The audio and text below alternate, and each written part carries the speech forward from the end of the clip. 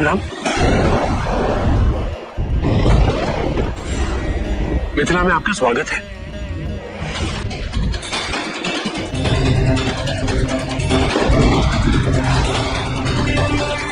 कौन है जिसने मेरे गुरु भगवान शिव के इस धनुष को भंग करने का पाप किया?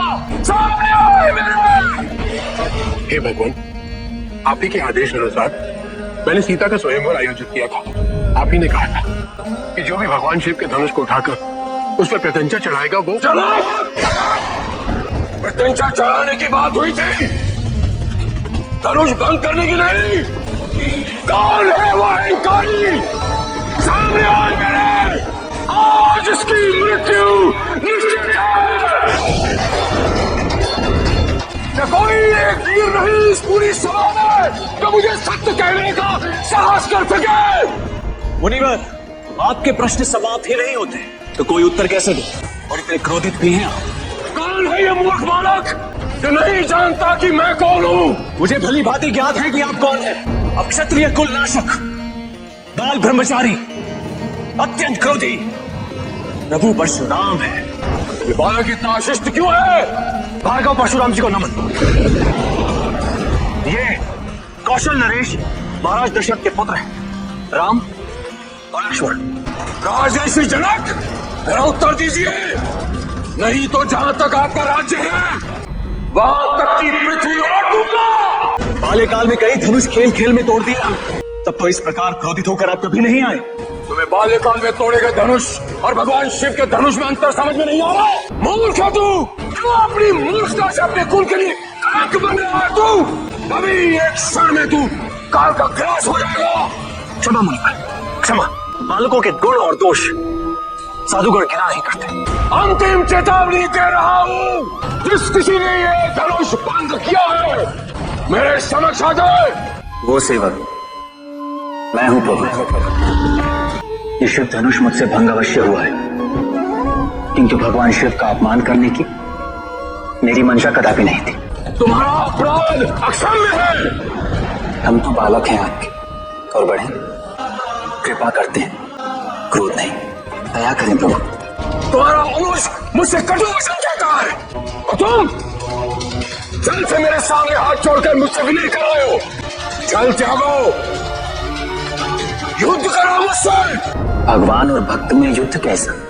फिर भी यदि मैंने आपकी भावनाओं को ठेस पहुंचाई हो तो अहंकार तो देखो, पाप करते हो और यही कहते हो उठो अपने शस्त्र, युद्ध करो मुझसे। ये मेरा शीश आपके समक्ष चुका है विप्रवर। विप्रवर कहकर संबोधित कर रहे हो तुम, क्योंकि तुम मुझे एक ब्राह्मण समझ रहे हो।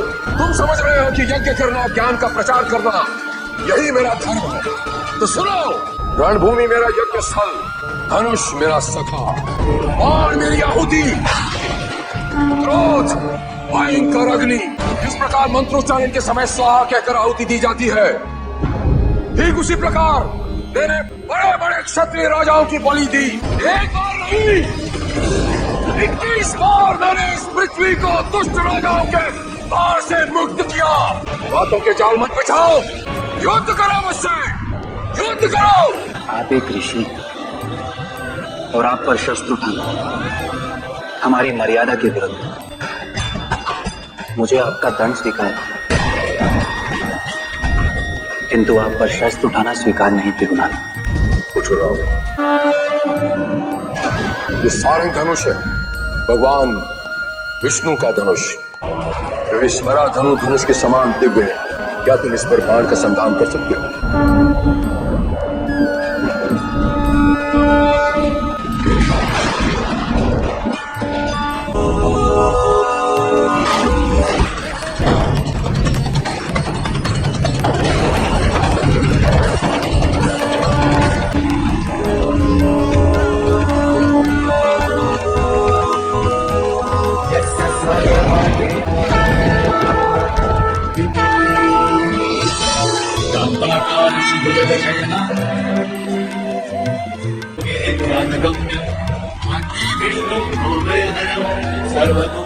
शत्रुओं को संताप देने वाले वीर, मुझे आपकी वास्तविकता का बोध हो गया। मुझे ज्ञात हो गया कि आप ही अविनाशी देवेश्वर विष्णु।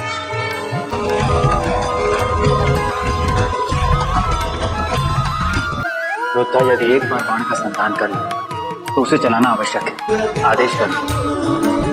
इस बाण को कहाँ चलाना? तुम्हारा और मेरा मिलन अकारण नहीं है राम।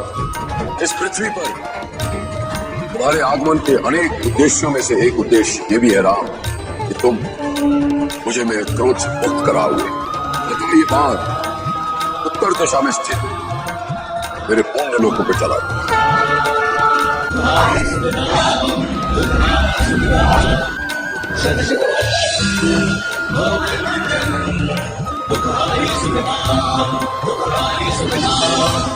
ये आपका धनुष आपको वापस लौटा था। नारायण का धनुष तुम्हारा ही अधर्म के नाश के लिए इसका प्रयोग करना है। तुम अपने उद्देश्य में सरलता से सफल हो जाओ। राम, इस धनुष की असीम शक्ति को समझने और उसका सदुपयोग करने की पात्रता हर मनुष्य में नहीं है और पृथ्वी पर केवल सागर ही इसे धारण कर सकता है।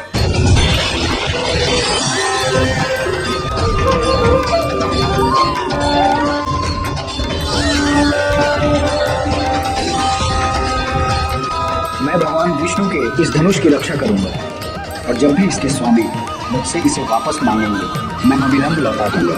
ये समुद्र के देवता वरुण का वचन है। सतयुग का अंत हुआ। अब त्रेता युग में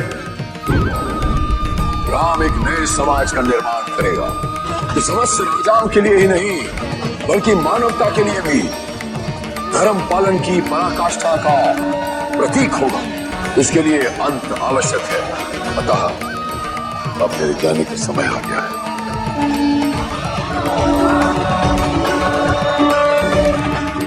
कल्याण।